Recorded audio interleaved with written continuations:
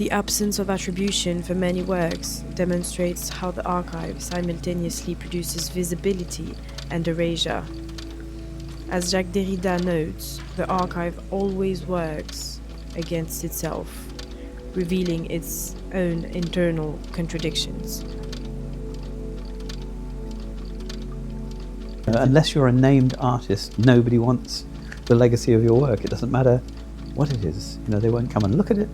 I've ended up with this collection, and I got some of it out to show you earlier on, which has been underneath the stairs for the last 20 years and just rolled up, waiting in order for this very day.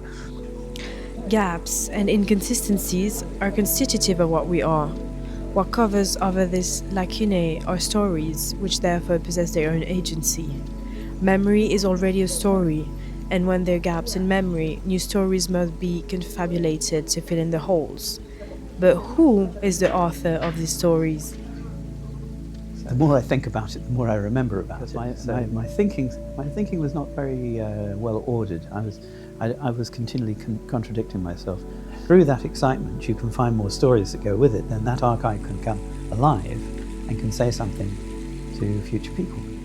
I think it's always very difficult with artworks to put them in some sort of historical perspective. The process. Behind every slide, you have more than 5,000 slides to check. It's impossible to unravel all the stories. It needs patience, it needs care, it needs some kind of intention.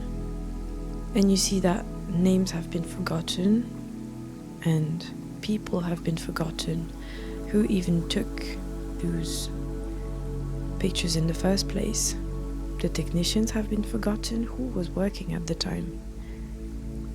You don't really know. Then unfolded itself into what we found to be something less black or white. It's actually a matter of chance too.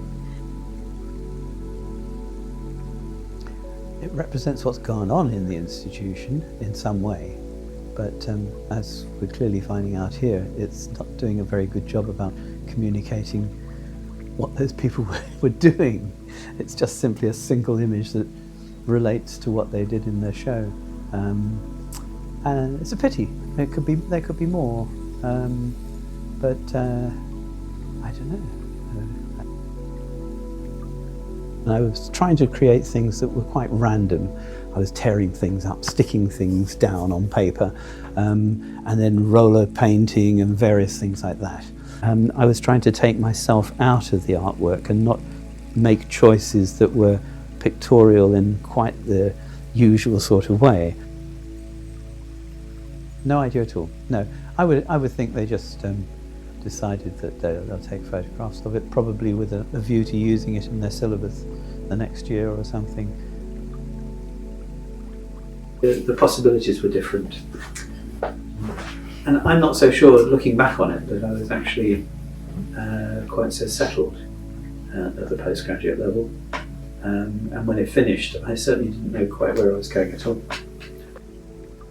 Unnamed does not attempt to reconstruct a complete history. Instead, the exhibition inhabits the archive's fractures, its silences, contradictions, its losses. It looks at documentation as an obscure gesture, involving ethics that make us rethink our choices and actions. It becomes an act of preservation and reduction, an attempt at revealing the emotional weight of archival practice.